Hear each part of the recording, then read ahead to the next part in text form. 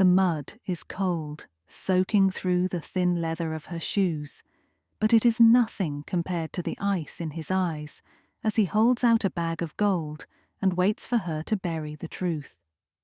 She can hear it, the rain tapping the cobblestones, the restless shifting of the villagers behind her, the distant creak of the Duke's stallion adjusting its weight, as though even the horse is impatient for this to be over.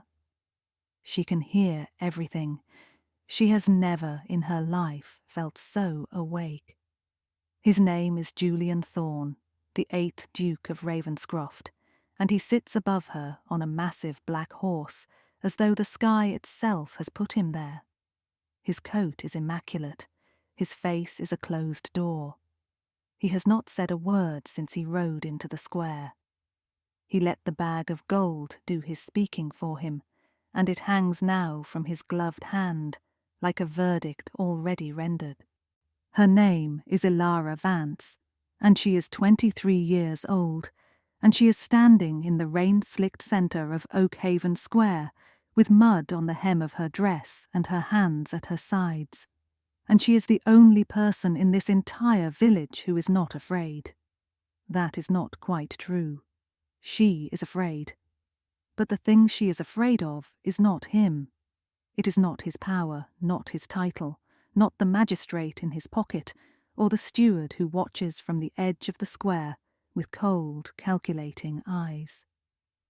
What she is afraid of, the only thing that has kept her awake through 3 years of cold rooms and copied documents and burnt courage, is this, that she will take the gold, that in some exhausted, humiliated, very human moment, she will reach out her hand and take it, and her father's name will sink into the mud of this square, and no one will ever speak it cleanly again. She does not take the gold. She looks at the Duke of Ravenscroft, and she looks directly into those pale, unreadable eyes, and she does what she has been training herself to do since the night she found her father's ledger hidden in the spine of a Latin dictionary. She does not flinch. But we are getting ahead of ourselves. Because before you can understand this moment, this woman, this square, this extraordinary standoff between a seamstress with an ink stain on her finger and one of the most powerful men in England, you have to understand how they arrived here. You have to understand what she found and what he burned, and what a man's silence can cost an entire village when it stretches across generations. Let me take you back to where it began. I wonder, as the rain falls on Oakhaven, where in the world you are listening from today. Perhaps tucked away in a quiet corner of London, or watching the sunset in a place far from these English rains. I am so glad you have joined us here at Whispered Thrones. If you find yourself already rooting for Elara's courage, and I suspect you are, I invite you to subscribe and stay for the journey. But I should warn you, if you have not subscribed by the time the Duke finds his knees, you will owe me a favour that even gold cannot pay. Now, let me tell you everything. There is a particular kind of grief that lives not in the heart but in the hands. It is the grief of the person who must keep working after the worst thing has happened, who cannot afford to stop, cannot afford to sit in a chair and simply feel the weight of the loss, because there is no one else to do the work if they do not. Elara Vance had known this grief for 3 years by the time our story begins. She had known it in the cold mornings when she sat at her seamstress's table and pushed a needle through silk she could never afford to wear. She had known it in the evenings when she returned to the tiny rented room that was not her cottage, that would never be her cottage, because her cottage no longer existed, and she had known it most keenly in the small, stubborn hours of the night, when she sat by a single candle with a quill in her right hand and copied from memory every entry in a ledger she had memorized so thoroughly that she could have recited it in her sleep. Her father had been called Thomas Vance, and before anyone decided what he was, he had been a scholar. The kind of scholar that a village produces once in a generation. A man who had taught himself Latin from a borrowed book, who could read a legal document the way other men read a broadsheet, who was consulted quietly, discreetly, by the farmers and tradespeople of Oakhaven whenever something official needed understanding. He had been, in the fullest and most particular sense of the word, useful. And then he had died, suddenly, quietly, at 51. And the story that replaced him was not the story of a scholar. It was the story of a drunkard. A man who had gambled the village's common land away to the Ravenscroft estate. A man whose daughter ought to be grateful she had not been turned out into the road herself. Elara had not believed a word of it. Not because she was naive. Not because she was a daughter blinded by love. She had not believed it because she had found the ledger. 3 weeks after her father's death, pulling books from his shelf in the small house before the estate agents came to reclaim it, she had run her hand along the spines and felt the slight resistance of a book that was heavier than it should have been. Inside the spine of a Latin dictionary, her father's Latin dictionary, the one he had saved for 4 years to purchase, she found it. 40 pages of precise, careful notation. Dates, names, figures, legal references. And at the end, a note in her father's hand that she had read so many times she no longer needed light to see it. The transfer was suggested by me and agreed to as a temporary measure under King's census exemption. The land was never sold. The Duke's signature was a receipt, not a deed. They know. They have always known. She had sat with that note in her hands for a long time, long enough for the candle to gutter twice. Then she had begun to copy. She is not tall, Elara Vance. She is the kind of woman who, in a room full of people, might be overlooked until she opens her mouth. And then, almost invariably, cannot be overlooked again. She has dark eyes that she inherited from her father, the kind of eyes that pay attention to everything around them and reveal nothing in return. And she has, on the middle finger of her right hand, a permanent ink stain from 3 years of nightly copying, a mark she scrubs at every evening with cold water and a rough cloth, and which returns every morning without apology. She has stopped being embarrassed by it. It is the only honest record of what she has actually been doing with her time. The Oakhaven she moves through is a world of precisely calibrated deference. Every person in the village understands, without being told, the exact geography of their place in the order of things. The Ravenscroft estate sits on the hill above the village, the way a hand sits above a table. Present, heavy, inescapable. Julian Thorne, the 8th Duke of Ravenscroft, owns the land the village stands on. He owns the mill. He owns the magistrate's goodwill and the magistrate's debts, which amounts to the same thing. He is not, by reputation, a cruel man, not in the way his father had been cruel, which was openly, almost cheerfully, in a manner that at least had the virtue of honesty. Julian Thorne's cruelty, if you could call it that, was administrative. It was the cruelty of a man who solved problems by reducing them to numbers and adjusting the numbers until the problem disappeared. He is first seen, in Elara's story, though she does not know she is observing him yet, through the window of his study. She has climbed to a position on the hillside path she is not strictly supposed to occupy, because she wanted to see what manner of man she was dealing with. And what she sees, backlit by a window as large as a door, is a man who is systematically burning letters. He does not look up when his steward enters the room.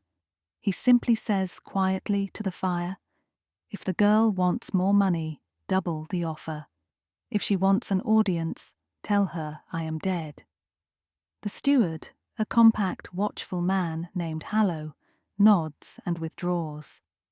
Julian Thorne continues feeding letters to the fire, one at a time, so with the methodical patience of a man who believes that the right documents, burned in the right order, can keep the past from ever having happened.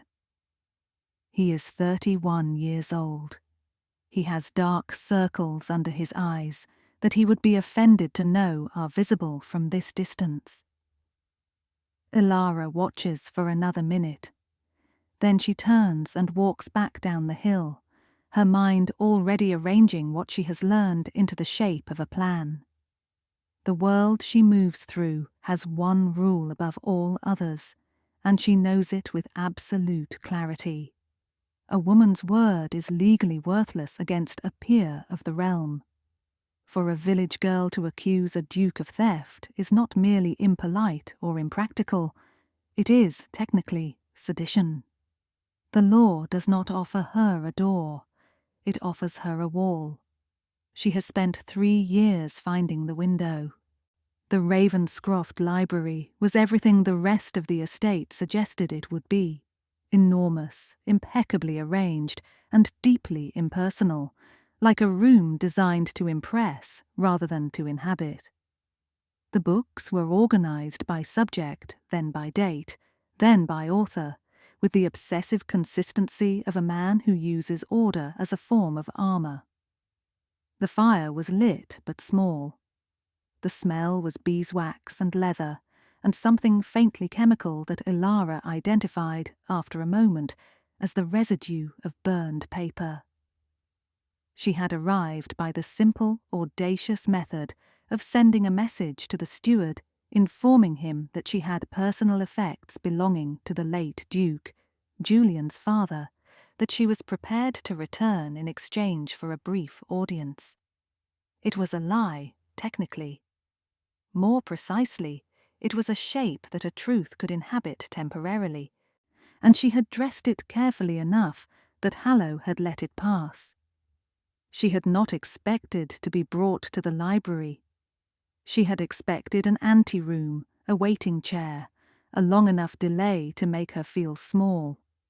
Instead, she was shown into the library and left there, and Julian Thorne arrived 7 minutes later, she counted, without ceremony. He was taller than she had expected. She had built him, in her imagination, as something more architectural than human, a monument, a title, a legal obstacle. The man who came through the door was none of those things exactly. He was a man with a man's proportions and a man's tired eyes, and the slight distracted habit of adjusting his signet ring that she registered and filed away before he had taken 2 steps into the room. She did not curtsy low enough. She was aware of this. It was not accidental.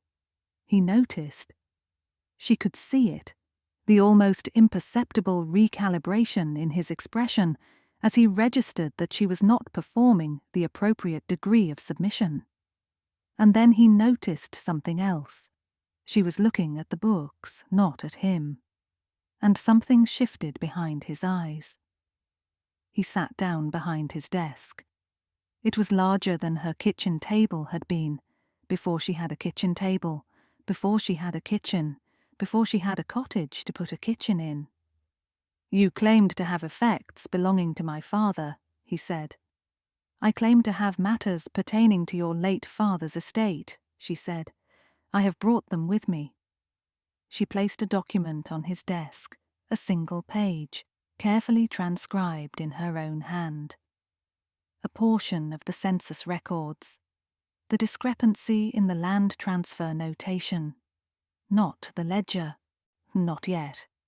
Just enough to demonstrate that she knew what she was looking at. He did not reach for it immediately. He looked at her, then he looked at the document, then he looked at her again. "How much?" he said. 2 words, quiet, unhurried, almost gentle in their certainty, as though the only question left, the only variable remaining, was the price. She had prepared herself for anger. She had prepared herself for denial, for dismissal, for the particular patronizing patience of a powerful man explaining to a young woman why she has misunderstood something. She had not prepared herself for this, for the casual reduction of 3 years of her life, of her father's life, of a theft that had cost an entire village its future, to a simple arithmetic question. She did not answer him. She let the silence do the work. He seemed, so for just a moment, to find it uncomfortable. "You have come a long way for a conversation we could have resolved through my steward," he said. "Your steward told me you were dead," she said. "I thought it worth confirming." Something moved across his face so quickly she almost missed it. Not quite a smile. The ghost of one, perhaps. The memory of what a smile had once looked like on that face. She took the document back from his desk and folded it carefully into her pocket. "I will return when you are prepared to have a different kind of conversation, Your Grace," she said. And she walked out. She was halfway down the drive before her hands started shaking. She had not told him about the ledger. She had not told him about the church. She had not given him anything except enough to know that she existed, how that she understood what she was looking at, and that she was not afraid of him. She would need him to believe all 3 of those things before the next move. She did not know, walking down that drive in the pale autumn afternoon, that the next move was already being planned without her. That a man named Hallow, who had not liked what he saw in that library, had already begun calculating the cost of a village seamstress versus the cost of his own continued employment. And that by the following Tuesday she would not have a cottage to return to. The fire started in the small hours of Wednesday morning, while she was sleeping at her friend Martha's house. Sleeping there because Martha had been ill and needed company, and Providence, which occasionally intervenes, had arranged for her to be elsewhere that night. She stood at the edge of the field and watched it burn. The thatch, the small wooden table, her father's dictionary, the real one, which she had kept on the shelf because she could not bear to sell it, her spare dress, 3 years of careful, ordinary, fragile life, and the ledgers, both copies. She stood very still, both hands flat at her sides, breathing slowly the way she had taught herself to breathe when the thing happening was too large to respond to immediately. She did not cry. She waited until the fire was low, and then she turned and walked in the direction of Oakhaven Church. Julian Thorne had believed, when Hallow mentioned that the matter of Miss Vance had been resolved, that what he meant was she had left the village. He had felt a pang of something he declined to name precisely, a discomfort, a sense of something unfinished that he preferred not to examine closely. He had told himself it was the annoyance of unresolved business. He had not asked how the resolution had been achieved.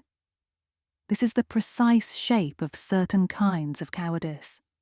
Not the dramatic kind, not the turning and running, not the visible trembling, the quiet kind. The kind that lives in the space between asking a question and deciding not to. Julian Thorne was, in many ways, an intelligent man, and he had spent his entire adult life being very precisely as intelligent as it was comfortable to be, and no more. 3 days after the fire, in the miserable grey drizzle of a November afternoon, he saw her again. She was walking along the road in the rain with no umbrella, and the composure of someone who has decided that the weather is the least of her problems. He was in his carriage. He had his driver stop without quite knowing why. "Get in," he said through the window. She looked at him. "It is raining," he said. "I had noticed," she said. A pause. She got in. She sat across from him and looked at him with those dark, paying attention eyes, and said nothing, and the carriage moved forward. He asked her eventually where the ledgers were. "Gone," she said. "Your man was thorough, I will give him that." He went very still. "Hallo." "I did not say that. You did not have to." The rain fell on the carriage roof with the methodical patience of something that has nowhere else to be. "I am sorry," he said. The words sounded unfamiliar in his mouth, like a phrase from a language he had once learned and not practiced. "I do not want your apology," she said. "I want you to understand that I am still here, and that the ledgers being gone makes no difference whatsoever." She tilted her head slightly. "You made the same mistake your father made, Your Grace. You assumed I had only one copy." He looked at her. "I have spent 3 years memorizing every entry," she said. "I could recite them to you now if you like. The originals have been in the rafters of Oakhaven Church for the past 6 months, in a sealed case, under the personal protection of the Bishop of Exeter, who cannot, I think you will find, be bought, burned out, or persuaded that he is dead." The carriage rolled through the rain. Julian Thorne sat with this information and did not speak for a considerable distance. He had spent 31 years believing that the world was a problem to be solved, that if you applied sufficient intelligence, sufficient order, sufficient administrative precision to any situation, it would resolve into clarity. What sat across from him now was not a variable. She was not a problem. She was a person who had thought further ahead than him, planned more carefully than him, and endured more than him, and she had done all of it not for money, not for revenge, but for her father's name. It cost him something to realize this. He wasn't entirely sure what. "What is it you actually want?" he asked. She looked out the window at the rain-soaked fields of Oakhaven. "The truth," she said. "Made public, made permanent. That is all." Now the world contracted around her. In the days that followed the carriage encounter, Hallow, who had his own calculation running entirely independent of his employer's, spread a rumour through the village with the quiet efficiency of a man who has done this before. The rumour was that Elara Vance had been, briefly, the Duke's rejected mistress. The specific cruelty of this was not accidental. It turned the village women against her, the very women who had been her neighbours, her customers, her small daily community, with a speed that took her breath away. Doors were closed that had been open. Eyes looked away on the street. Martha, pale and apologetic, explained that her husband had forbidden Elara from the house. She was standing with her evidence, and she was entirely alone. And then Julian made it worse. Not from malice, she understood that later. From a misguided and entirely characteristic attempt to fix the problem with money. He sent word through the magistrate, a settlement, a house in London, a pension for life. All she had to do was sign a document confessing that her father had fabricated the ledger entries, that Thomas Vance had been, as history had already decided, a drunkard and a fraud. She read the document once. Then she folded it. She put it in her pocket.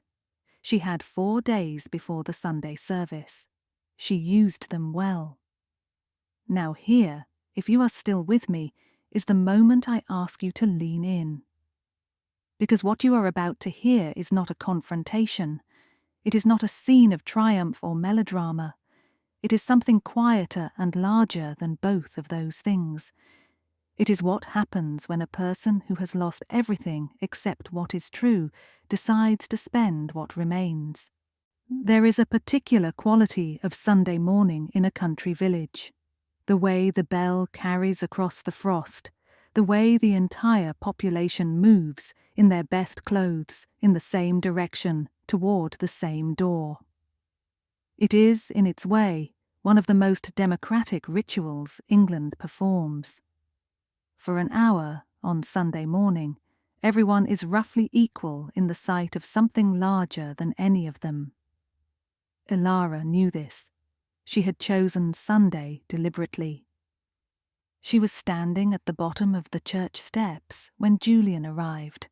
Not inside, not requesting entrance, simply standing in the open, in the cold morning air, where everyone who attended that service would have to pass her on their way in. He came on horseback. He came with Hallow at his shoulder, and 2 other men she didn't recognize, men whose presence announced itself as the particular kind of backup that money could arrange quietly. He came holding a leather document case that she recognized as the legal release, the one she had been meant to sign, and a cloth bag that she could hear faintly as the horse came to a stop. The villagers had gathered. They always gathered for the Duke's arrivals and departures, not from admiration exactly, but from the same impulse that makes people watch a large piece of machinery in motion, uncertain whether it is working correctly. They stood in their good coats, breathing small clouds of frost, and they waited. Julian dismounted. He walked toward her with the unhurried precision of a man who has decided how this scene will end and is proceeding toward that ending in an orderly fashion. He held out the bag of gold. He placed the legal release on top of it. "Miss Vance," he said, "I am prepared to offer you the settlement in full, as discussed. A house in London, an income sufficient to live comfortably for the rest of your life, in exchange for your signature and your departure from Oakhaven within the fortnight." She looked at the bag. She looked at the document. She looked at him. And she began to speak. "You offer me gold," she said, "to weigh against my father's soul." Her voice was not loud. It did not need to be. The frost had silenced everything else, and every person in that square was absolutely still. "You offer me a house in London to forget the dirt of Oakhaven, to forget the 12 families whose land was taken in the night, by a document my father suggested in good faith, and your father used as a weapon." She did not look away from him. "I do not want your money, your grace. I do not want your mercy. What I want, what I have always wanted, what I will still be wanting from whatever room in whatever prison you manage to have me sent to, is for the truth to be as loud as your pride." He opened his mouth. She kept speaking.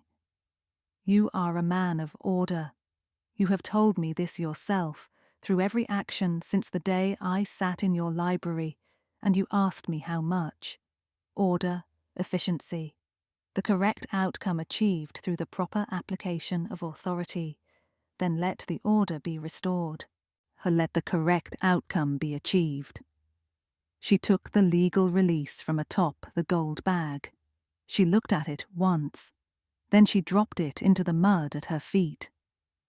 The bag followed. It landed with a dull, heavy sound that was somehow the loudest thing that had happened in Oakhaven in years. "I demand a public acknowledgement of the theft of these lands," she said. "Not in a letter, not through a solicitor, not in this church in private with only God and your steward as witnesses.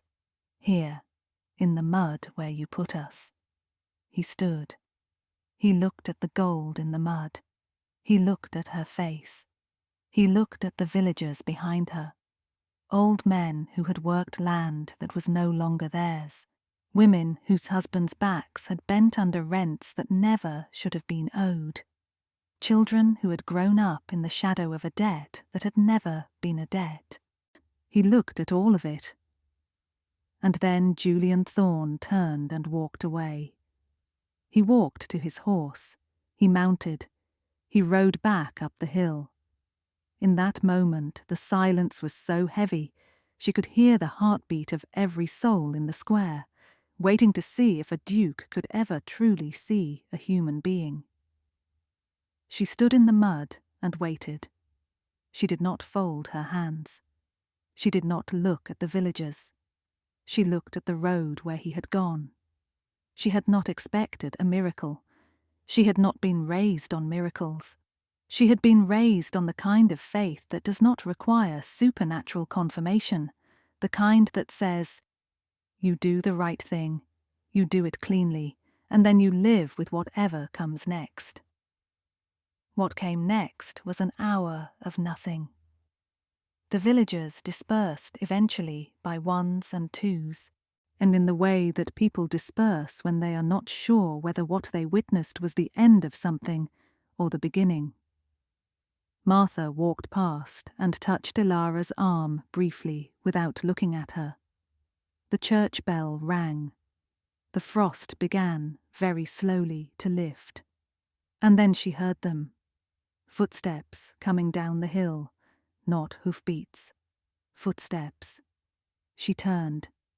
He was walking back into the square without his ducal coat, in his shirt sleeves and waistcoat, in the cold morning air, with the coat that announced his rank left somewhere behind him.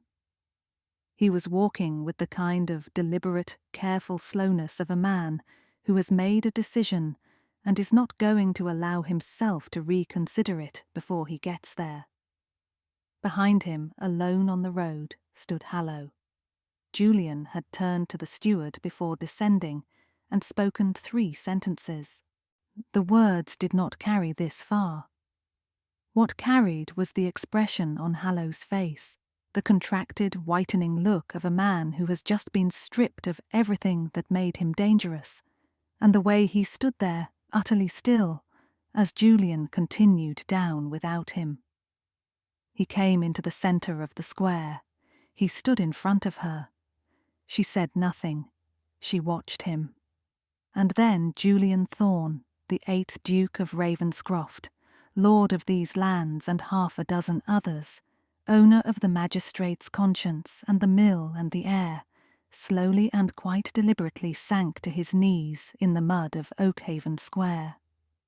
He knelt there, in his shirt sleeves, in the mud that he had put them in. He did not speak immediately. He did not deliver a prepared statement. He looked up at her, this man who had never, in his adult life, looked up at anyone, and he said in a voice stripped entirely of performance, "My father stole from these people. I inherited the theft and called it order. I am sorry." The square was absolutely silent. "I am sorry," he said again, to the slowly returning villagers who had come back to the edge of the square, one by one, to witness this impossible thing. Elara looked at him for a long time. She looked at the mud on the knees of his trousers. She looked at his hands, which were pressed flat against his thighs.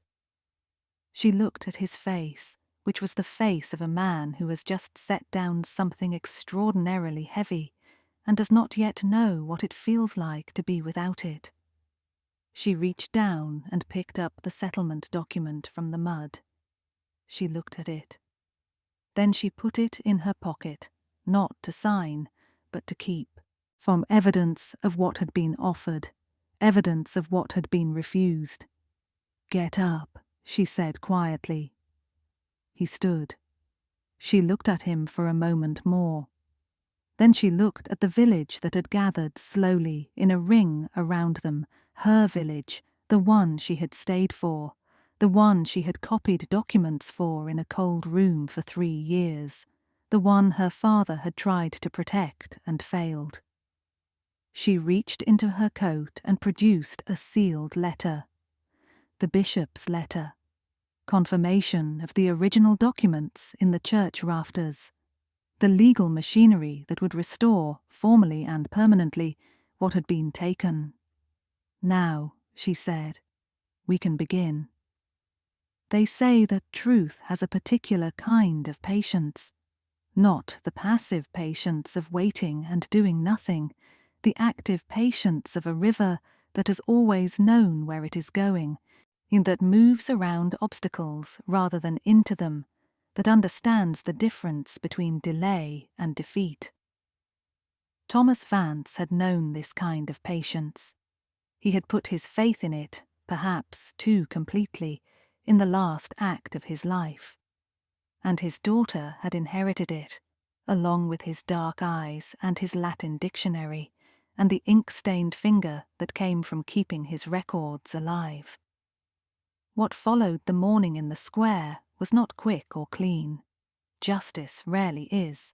There were legal proceedings that took 18 months and a journey to London that Elara made 3 times, on the night coach, in the same winter coat she had owned for 4 years.